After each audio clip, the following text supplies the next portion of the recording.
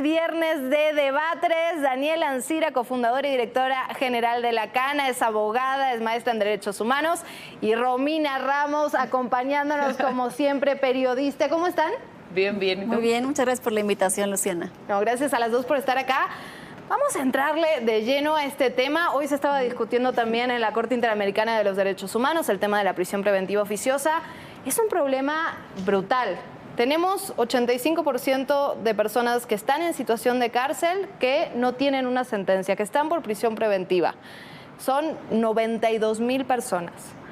Y por otro lado también hubo muchas críticas desde que esto se empezó a discutir en la Suprema Corte. Ya escuchamos que es casi que la base de nuestro sistema de justicia, que la base de nuestro sistema de seguridad. Hay mucho miedo, hay muchas dudas. ¿Cómo la ven? Dani, empezamos contigo. Mira, Luciana, para mí no debería ni siquiera de haber una discusión. Lo comentábamos antes de entrar a este espacio. La prisión preventiva oficiosa es completamente violatoria a los derechos humanos, a los tratados internacionales de los que México forma parte, atenta contra la presunción de inocencia.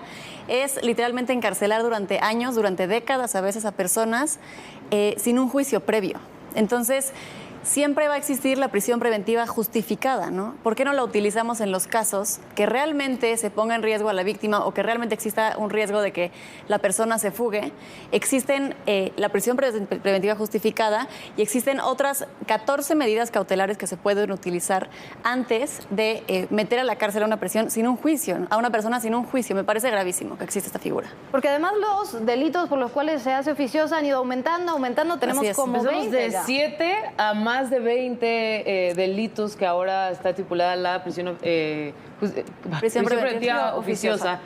Y creo que justo, o sea, coincido un poco y nada más agregaría que lo único que hace es, pues, amplías que los ministerios públicos, los jueces, realmente no se lleve una investigación durante todo este proceso.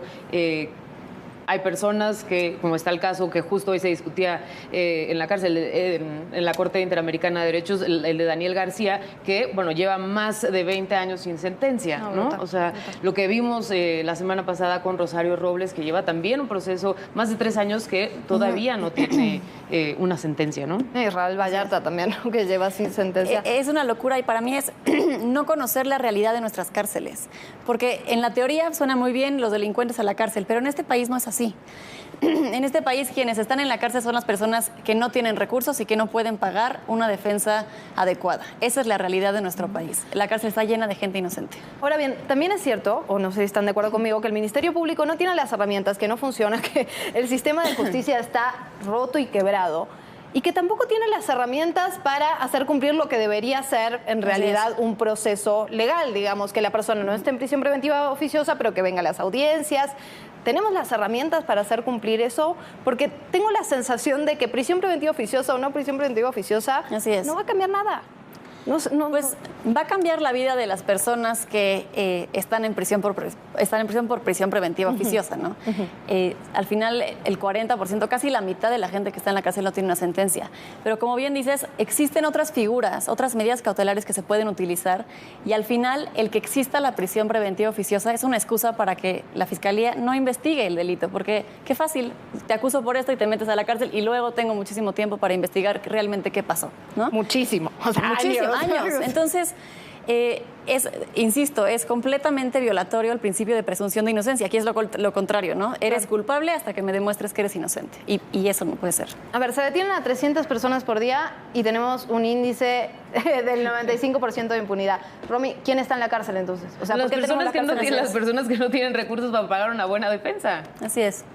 Y también creo que es una medida muy populista, ¿no? Este discurso que hoy precisamente en la mañanera decían es que van a dejar a todos los jefes de las bandas de delincuentes afuera y la realidad es que las jefes de las bandas de delincuentes no están en la cárcel, ¿no? Totalmente.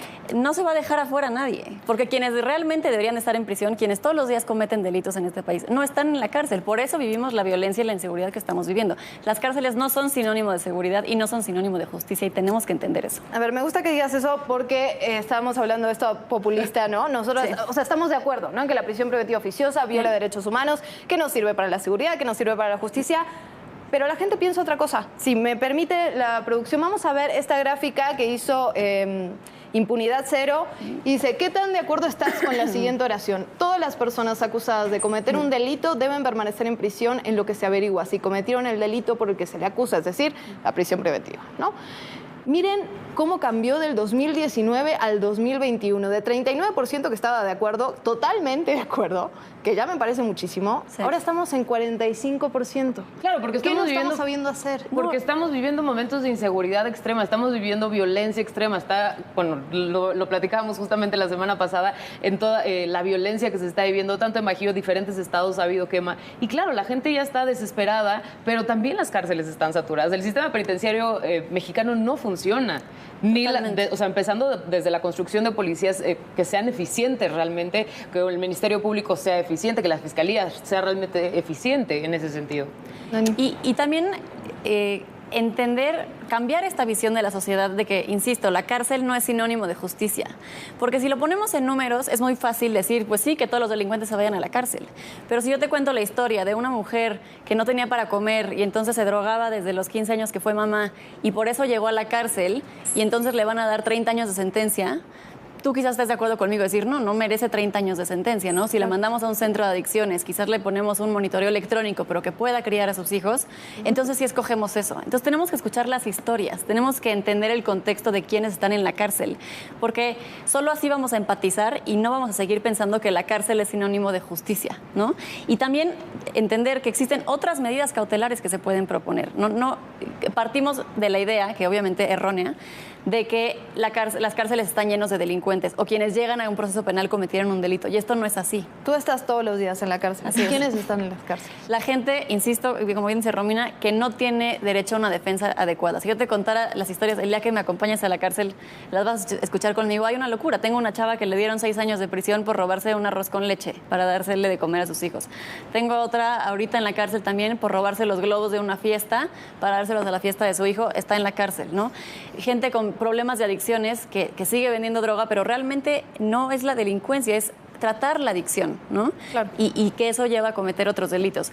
Gente que por no tener una buena defensa son estafados por sus abogados. O sea, hay muchísimas historias de gente inocente en prisión. Hoy justo publiqué una columna de una chava que le dieron 36 años de prisión. Claro. O sea, la gente que está en la cárcel de verdad te rompe el corazón. Son gente que no debería de estar ahí. La gran mayoría, obviamente. Me quedan 2 segundos.